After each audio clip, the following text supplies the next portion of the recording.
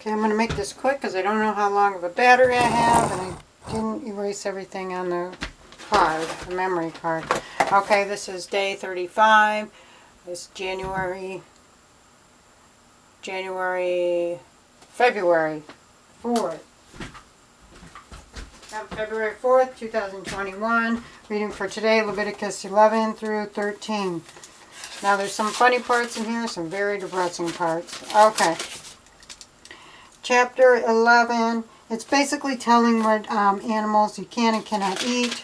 It talks about you can only eat the mammals, the cloven-hooved, that chew the cud. Of course, they probably wouldn't call them mammals back then. They were probably just animals.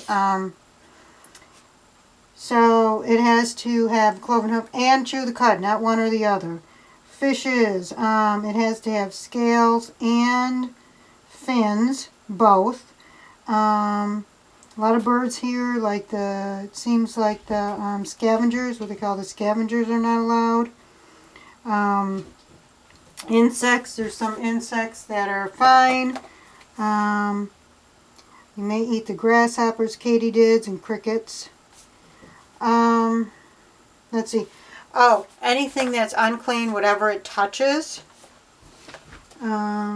The dead bodies. Whoever touches the dead bodies of the unclean, everything that touches that thing, clothing, earthenware, humans, whatever, they're unclean. And I don't remember how it says. I think it says like you'll be unclean until the nighttime, but you have to wash yourself, and after night. Yeah, okay, yep, you're unclean until the evening. None of this makes any sense. Any vessel that has touched an unclean dead body animal has to be broken and not used ever again. Chapter 12, very misogynistic. It talks about the uncleanliness of childbirth. After a woman has children, she bleeds. For those of you who don't know, a woman bleeds. I think it's about 6 weeks she bleeds. Talks about the 8th day, the boy being circumcised. If she gives birth to a boy, let's see, she's unclean for 7 days. And on the 8th day, the boy should be circumcised, and then she shall spend another 33 days more in becoming purified of her blood. She shall not touch anything sacred or enter the sanctuary. If she gives birth to a girl, for 14 days she shall be as unclean as to a menstruation, after which she shall spend 66 days becoming purified. And why is she unclean? You know, what makes her unclean? And then it says, when the days of her purification are over, she shall bring to the priest a yearling lamb, or if not, if she can't afford one, a pigeon or a turtle dove for a sin offering. What has she done wrong? Right? That she needs a sin offering. Yeah. Instead of being supportive to the women who give birth, they're unsupportive. The priest shall make atonement for her, and thus she will be clean again. Really?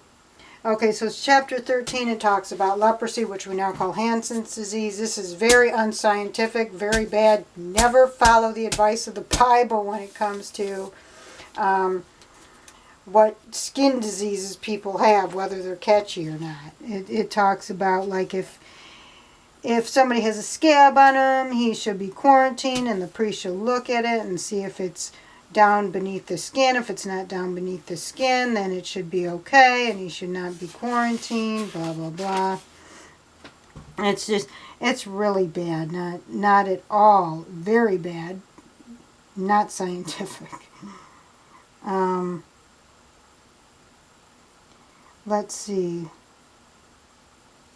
There's one here.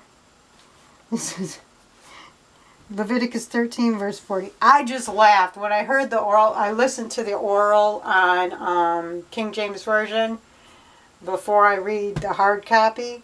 And when I heard the oral of this on YouTube, I just was laughing.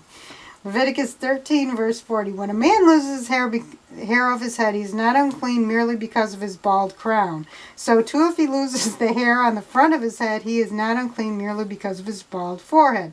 But when there is a pink sore on his bald crown or bald forehead, it is leprosy that is breaking out from there. Again, totally not scientific. The priest shall examine him, and if the scab of the sore is whatever. But anyways, I was thinking, a woman gives birth, she's unclean, and she needs a sin atonement for that. But a man goes bald, no sin in that. And then it says, the one who bears the sore of leprosy shall keep his garments rent and his head bare, and shall muffle his beard.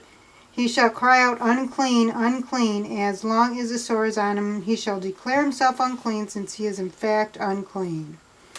And he should dwell apart. Let's see. It's just talking about how to wash everything. It doesn't tell anything on how to treat any of this other than putting somebody away from everybody and making her the ridicule of everybody.